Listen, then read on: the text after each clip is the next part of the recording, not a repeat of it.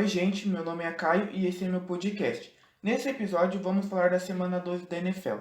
Recomendo que, se tiver algumas palavras que você não entenda, tente acompanhar com uma guia do navegador aberta para pesquisar. Foi uma ótima dica que me deram quando comecei a ver esportes americanos e também pode te ajudar. Se não puder fazer isso, não tem problema, guarde a palavra e pesquise depois. É bem provável que você vai ouvi-la mais vezes, seja em uma partida, programa ou podcast. Agora vamos aos jogos. Texans e Lions, 41-25 para os Texans. Pode-se dizer que o Deshaun Watson acabou com a defesa de Detroit. Até em uma jogada que não parecia ter mais nada para acontecer, o running back me passa a bola para trás e o Deshaun lança para touchdown. Bom jogo do Will Fuller, 2 touchdowns e jardas que contabilizaram quase 2 campos de futebol. Na defesa, os Texans cederam até pontos demais, Stafford hesitando a cada passe e dando abertura para sacks e fumbles. Não foi um jogo ruim deles, e novamente J.J. Watt e Justin Witt tiveram destaque. Mas vale falar também do Nate Hall, que conseguiu 2 sacks sobre Detroit. Lembrando do resumo passado sobre os Texans, eu tinha dito da inconsistência do Will Fuller e do Brandon Cooks. Antes, com a presença do Hopkins, o Fuller tinha um destaque um tanto mais ofuscado por sempre ter mais oportunidade pelas marcações sempre reforçadas no triângulo. Mas hoje, sendo o primeiro wide receiver do time, fez um jogo ótimo.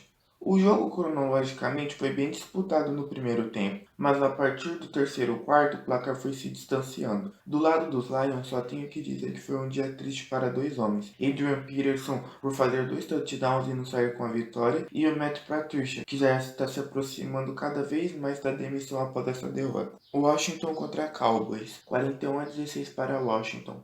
Esse jogo foi vencido grande parte graças à defesa de Washington e às corridas de Antonio Gibson. Eles conseguiram sacks e interceptações importantes para a vitória. Já no ataque foram 3 touchdowns para esse rookie na temporada, são 11 e é mais um que poderá ter mais de 1.000 jardas corridas na temporada. Do lado de Dallas, sei que faz e muita falta o Dak Prescott, mas eu esperava um pouco mais do Andy Dalton. Ele não é um quarterback bom, mas com tantos anos na liga poderia render um pouco mais, até porque pode ser que não tenha mais chance daqui a algum tempo. Dallas tem bons recebedores como a Barry Cooper, Sid Lamb e mesmo Cooper tendo uma boa quantidade de jardas recebidas, esse ataque no geral poderia ser melhor explorado. Até mesmo Ezekiel Elliott, porque muitas vezes as chamadas foram previsíveis para as corridas, e quando não foram, a linha ofensiva não ajudou. Um exemplo de jogada errada foi um fake punch em uma quarta para 10, que até aí sem problemas, mas são 10 jardas para correr, fora mais algumas por estar longe da linha de scrimmage. Já é por si só uma jogada arriscada, mas para piorar não estavam tão próximos do campo de ataque e me tentaram uma corrida. Vendo toda essa situação, me pergunto se não valeria a pena um passe, porque no mínimo a pressão não seria localizada igual foi. Já na defesa, sofreram muito com corridas, os passes foram um dos problemas no resultado, mas vendo o jogo dava para perceber que se o running back passasse por um ou dois, era caminho aberto para o touchdown. Igualmente ao jogo anterior, se formos olhar as ações do jogo cronologicamente, o resultado só se alongou a partir do segundo tempo. O cronograma de Dallas não é ruim, sendo que a maior parte dos seus jogos são contra a sua conferência que está uma bagunça igual a eles. Do lado de Washington, que é da mesma conferência, eles não vão ter um cronograma simples, já pegando na próxima semana os Steelers, que são o melhor time da temporada regular até agora. Bills e Chargers, 27-17 para os Bills, o que poderia ter sido um jogo brilhante para esses dois quarterbacks com pouca idade, mas um suposto grande futuro foi ofuscado por uma quantidade imensa de sacks, fumbles e interceptações. Honestamente, dou mérito à defesa pelos sacks. Agora os fumbles e interceptações são grande parte culpa do ataque. Foi demora para se livrar da bola, foi passe errado do quarterback, foi início de jogada ruim do center. Conclusão, um jogo que até teve bons momentos para ambos os lados, mas terão que sofrer com críticas de jogadas em que um pouco mais de atenção e não teriam acontecido. Jogo um pouco apagado do Stephon Diggs, com poucas recepções e nenhum touchdown para ele no domingo. Continuando no ataque dos Bills, bom jogo de ambos que fizeram dupla função. Cole Beasley, wide receiver que em uma jogada interessante passou para touchdown, mas também não teve um bom jogo na sua posição de origem, e Devin Singletary, que atuou correndo e recebendo 82 jardas corridas e 20 recebidas, contabilizando 102 jardas no jogo. Na defesa ainda dos Bills, como eu falei antes, as defesas não foram mal, mas os ataques também deram aquela ajudada. Quem não tem nada a ver com isso foi o linebacker AJ Klein, que fez um bom jogo. Do lado dos Chargers, nenhum comentário no ataque. Dos que servem para ambos já caracterizam bem o que foi o jogo deles. Na defesa, outro que não tem nada a ver com isso foi o defensive end Joey Bosa, que acabou com 3 sacks. Para acabar, que triste aquele passe do Herbert. Quarta para 27, final de jogo e grande recepção do Tyron Johnson. Pena já estar nos últimos segundos porque era bem possível que Los Angeles buscasse uma virada. Titans e Colts, 45-26. Posso chamar de vitória do Derrick Henry ao invés de Titans? 178 jardas e 3 touchdowns. Cara, que jogo dele. Tem quarterbacks que não passam isso no jogo. Eu cheguei à conclusão que em uma marcação comum dessas chamadas, se preocupando um pouco com cada zona do campo, é certeza que não param ele antes de conseguir no mínimo 5 jardas. Na maioria das vezes dá para considerar 5 jardas tirando as conseguidas após o bloqueio para ter noção de quanto o Henry é diferenciado fisicamente e tecnicamente. Um stiff arm igual aqueles que ele dá também não são para qualquer um. Duas coisas engraçadas que eu lembro de ver foi uma página que fez um meme mostrando o Derrick Henry correndo e a defesa em pânico. E a outra coisa foi o time dos Titans provocando a cada descida. Teve uma ou duas que dá pra ver nos highlights do jogo. Um linebacker, se não me engano, onde ele aponta a palma da mão para baixo e descendo ela. Para quem não sabe ou não conhecia essa provocação, quer dizer que quem foi provocado é uma criança ou bebê. Como foi fácil jogar contra você? Ainda entre os Titans, os destaques foram o próprio Henry e o wide receiver A.J. Brown, que também jogou muito e fez grandes recepções. Do lado dos Colts, no ataque foi um bom jogo do T.I. Hilton e na defesa o mesmo falo do Darius Leonard. A campanha de ambos é boa e é bem provável que os dois estejam nos playoffs. Cronologicamente, a partida foi bem comum, bem parelho no começo e indo para o final, começam a aparecer alguns pontos no placar distanciando as equipes. A NFL está com uma baixa no quesito defesa. Essa temporada tem bem menos times onde a defesa é o destaque. E olha que já não era uma realidade recente da liga, como por exemplo os Bears de alguns anos atrás. Hoje a defesa dos Bears é o destaque porque o ataque é ruim, e não como era antes, onde o ataque era razoável. Entretanto, era um dos times que menos cediam pontos. Depois dessa rápida reflexão, eu vejo mais um time que eu julgava ter uma defesa boa perecendo. Toda a consideração ao time de Tennessee, que tem ótimos jogadores, mas 45 pontos anotados é uma coisa muito grande levando em consideração que não é contra um Kansas City. Browns e Jaguars, 27-25 para os Browns. Olha, Jacksonville deu trabalho para Cleveland no domingo. Admito que esperava um jogo decidido por um ou dois touchdowns para os Browns. O time da Flórida é mais físico e o de Ohio mais técnico. E esse jogo mostrou um pouco do que o esforço pode fazer. Óbvio que Cleveland não se encontra na mais alta prateleira dos times, mas é um provável time nos playoffs e Jacksonville, com sua inexpressiva uma vitória na temporada, não deu um jogo fácil.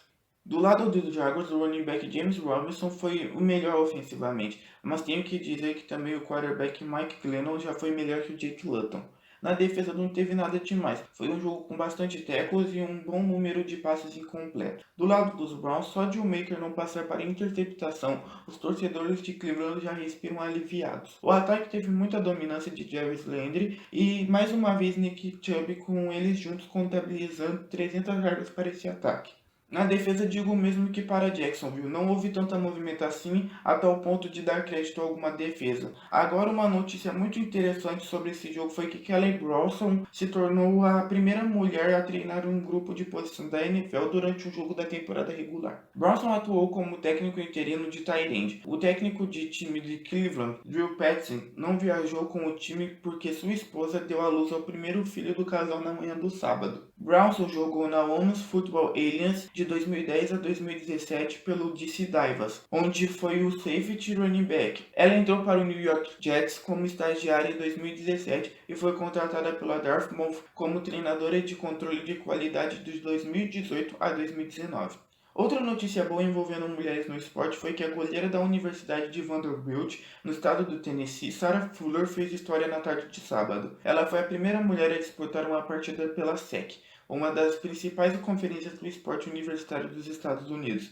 Ela foi responsável pelo kickoff, o chute que dá início ao jogo, no segundo tempo da partida entre o time de Vanderbilt contra a Universidade do Missouri. Giants e Bengals, 19-17 para os Giants. É bom ver um jogo com corrida longa. O safety dos Bengals, Brandon Wilson, correu 103 yardas para o touchdown no retorno pós-chute e que atleticismo. Agora, que perfeição do Von Bell nesse fumble. Eu quando vi nem acreditei. Já tinha dado essa jogada como encerrada e mais um avanço de Nova York. Triste a lesão do Jones. Os jogos dele estavam muito ruins e dando sinal de melhora veio uma lesão. Do lado dos Bengals, um touchdown do rookie T. Higgins é o máximo a falar desse ataque. Na defesa teve duas peças que até tiveram alguns bons momentos, que foi o safety Brandon Wilson, que fez o touchdown, e o Von Bell com o fumble, dois jogadores com jogadas que eu já expliquei anteriormente. Do lado dos Giants, o Wayne Gallman fez um bom jogo com quase 100 jardas e um touchdown. E o wide receiver Evan Ingram também jogou bem com 129 jardas. Depois de falar desses jogadores, tenho que dizer que o destaque do jogo, que é indiscutível que esse jogo não teria sido vencido sem o kicker Graylan Gano, com 13 pontos dos 19 anotados por Nova York. Patriots vs Cardinals, 20-17 para os Patriots. Com um field goal nos últimos segundos, New England vence a Arizona. Este era um jogo crucial para a campanha dos Cardinals para saber o quão perto estão dos playoffs. Estando em terceiro na divisão, é um percurso difícil até lá. A vitória nem foi o que chamaríamos de mérito dos Patriots, mas alguns detalhes deram a vitória para eles, e entre elas temos a precisão do kicker Nick Folk e os bons retornos de chutes e punts de Don't Moncrief e Gunnar Olszewski. Do lado dos Cardinals, ninguém apareceu realmente para o jogo, e olha que no início o jogo estava muito mais para o lado deles. Pressionaram na defesa e fizeram pontos no ataque. Pena que isso não continuou no decorrer do jogo. Dolphins vs Jets, 20-3 para os Dolphins. Vitória simples dos Dolphins e mais uma temporada ruim dos Jets. O jogo em geral, a defesa de Nova York até tentou tackles pontuais, sacks e até fumbles. Isso se refletiu no placar curto de Miami, mas a questão é que quem ganha é quem tem mais pontos no final. E com esse ataque inexpressivo dos Jets aconteceu o inevitável. Do lado dos Dolphins, bom jogo do wide receiver Devontae Parker. Na defesa não há destaques, pois o ataque do outro lado não produziu. Do lado de Nova York não tem mais o que falar, time mal treinado. Sabemos que todos têm parte nisso, mas tem que ser notada a maior parte para a comissão técnica, porque ninguém é draftado à toa e mesmo com baixa na equipe podiam ao menos jogar melhor. Falcons e Raiders, 43-6 para os Falcons. Foi o jogo da defesa de Atlanta. Se dependesse do ataque, não seria um placar tão grande assim. Mas os defensores sacaram, forçaram um fumble, interceptaram e até marcaram pontos. O diferencial para ter tão poucos pontos para os Raiders foi principalmente pelos tackles decisivos, mas também porque não fizeram nada. Os únicos pontos foram anotados pelo kicker. No ataque de Atlanta, para ter uma noção, foram quase 20 pontos só para o kicker. E em um placar tão grande, isso não representa uma tentativa de chute arriscado, mas sim que não conseguiram passar. Sobre a defesa dos Raiders, nada demais, até porque foram 43 pontos anotados. Saints e Broncos, 31-3 para os Saints. Jogo simples para New Orleans. O trabalho aéreo não foi bom, mas o corrido compensou. Sobre os Broncos, a única coisa boa foi um field goal de 58 jardas, que pelo que eu ouvi numa transmissão há um bom tempo atrás, a alta distância da cidade para o nível do mar auxilia os chutes. Fato interessante do jogo foi que os Broncos tiveram mais interceptações do que passes completos, sendo 2 interceptações e um passe completo. 49ers contra Rams, 23-20 para os 49ers. Não vi esse jogo, mas olhando os highlights deu a impressão que poderia ter sido um jogo mais fácil para São Francisco. Mas pensando que o jogo tem lados e eles mudam várias vezes, o primeiro tempo foi para São Francisco e o segundo foi para Los Angeles. No ataque dos Rams teve muitas tentativas de passes longos. Eles não favorecem o esquema de Los Angeles. Muito por causa disso não foi um bom dia para os wide receivers. Na defesa não jogaram mal, mas é aquela coisa. Esse é um Rams para playoffs. E do outro lado tinha um 49ers todo desfalcado e que por isso não é provável que consigam uma pós-temporada esse ano. Do lado dos 49ers, Deebo Samuel fez boas recepções, mas infelizmente só foi ele. Na defesa, Richard Sherman e Kerry Hyder fizeram um jogo razoável. Chiefs e Buccaneers, 27-24 para os Chiefs, duelo de gerações. Eu lembro na transmissão de ouvir um comentário no qual eu concordei muito. Era sobre o Patrick Mahomes, onde falavam que ele era bom, mas tinham alguns detalhes que poderiam melhorar, como a quantidade de passes forçados. Hoje ele ainda força passes, mas o engraçado é que ele se aprimorou nesse quesito e a maior parte deles acabam sendo bons. Exceção disso foi aquele passo longo no final do jogo. Foram quase 500 jardas para ele. O jogo corrido não foi dos melhores, mas no aéreo temos Tyreek Hill perto das 300 jardas recebidas. Na defesa não fizeram uma boa partida, mas as interceptações foram de grande ajuda na vitória. Agora vamos falar de Tampa Bay. Tom Brady não jogou bem. Eu achava que a culpa era só dele há pouco tempo atrás, porque com esses recebedores de alto nível, algo mais tinha que acontecer. Mas agora as chamadas de jogadas não parecem agradáveis usadas com ele. Talvez seja a impressão pós-derrota, já que ganharam bons jogos. Na defesa não foram mal, vendo que era Kansas City. E hoje em dia não tem defesa boa o suficiente para parar os Chiefs. Packers e Bears, 41-25 para os Packers. Quando se tem um ataque bom, a defesa que tem que fazer a diferença. E se a defesa não joga bem, você perde. Esse foi o resumo dos Bears. Mais um jogo ruim do Trubisky. Os torcedores dos Bears já devem estar rezando para a volta do Foles, que mesmo jogando mal, o jogo ainda fica um pouco mais interessante. Se até eu que sou torcedor dos Eagles queria, mesmo vendo ele jogando mal pelos Bears, imagina vocês. A defesa não foi bem. Sofreu tanto com o jogo aéreo quanto com o jogo terrestre, e no ataque só o Montgomery produziu correndo 103 jardas. Do lado dos Packers teve duas coisas que eu queria falar. Eu não me lembro de todos os drives, obviamente, mas o quarterback estava ficando um ano no pocket e com muita tranquilidade. Mérito da linha ofensiva por isso. A outra coisa era a força do Aaron Jones. Se para o quarterback a linha trabalhou muito bem, na corrida eu não vi completamente da mesma maneira. Mas teve horas que esse running back esqueceu que tinha uma defesa do outro lado e só correu. Parecia que toda hora era um first down. 5 jardas correndo livre, depois 5 jardas após o contato. E por incrível que pareça, era com os 3 segurando ele. Tirando isso, não foi um jogo de tanto destaque para o Davante Adams, mas é mais uma partida com touchdown para ele. E o que isso faz na mente de quem joga é muito importante. Todo jogo com pelo menos um touchdown não tem como não começar uma partida com confiança. Seahawks e Eagles, 23-17 para os Seahawks. Mais um jogo para passar raiva com os Eagles e mais um placar que não condiz com o jogo. Quem torce para a Philadelphia sabe que o jogo desandou naquela recepção do DK Metcalf. Sinceramente, se eu fosse jogador dessa defesa, eu pedia demissão. Mas num jogo que eles jogam bem, o ataque não coopera. E olha que eu pensei que o Jalen Hurts ia começar jogando. O cara não é bom, mas já está perdido a temporada. Deixa o cara jogar para ter uma noção de como é um jogo completo. Fica com o Doug Peterson sem reação na sideline e o Carson Wentz com a confiança e jogando igual um louco. Dallas Goedert está voltando aos poucos e já fez um jogo razoável. E como eu já havia dito, sem jogo corrido os Eagles não pontuam bem. Ano passado o trabalho dos running backs e dos tight ends que deram a oportunidade de ganhar alguns jogos. Este ano não estamos com um nem outro. Russell Wilson não jogou bem, mas também não precisava. Era só não fazer besteira. O que já foi mais do que suficiente para a vitória. DK Metcalf com quase 200 jardas, bem próximo do que o Carson Wentz fez passando a bola. A defesa de Seattle foi bem. Enquanto o jogo poderia ter alguma competitividade, não cedeu muitos pontos e pressionaram quando podiam. Bom jogo do Jamal Adams, que fez um jogo bastante agressivo. Steelers e Ravens, 19-14 para os Steelers. Não foi lá um jogo interessante. Triste para os Ravens é pensar que com o Lamar eles realmente teriam chance de tirar a invencibilidade dos Steelers. O Big Ben acertou passes bons, mas em alguns momentos parecia meio estranho. A gente sabe que o negócio com ele é passar a bola, e se for para correr é 2, 3 jardas e isso não prejudica o jogo dele. Pittsburgh não teve tanta relevância no ataque, não teve destaques correndo e nem recebendo, mas ganharam e é isso que importa. Na defesa só ressalta um bom jogo do TJ Watt, que provavelmente vai estar entre os melhores defensores da liga. Já os Ravens, no ataque pareciam muito previsíveis, e os Steelers têm uma das melhores defesas da liga. O que me surpreendeu foi cederem tantos pontos para o time de Baltimore sem força alguma. Na defesa conseguiram uma boa interceptação pressionando o quarterback, mas se limitaram só a isso.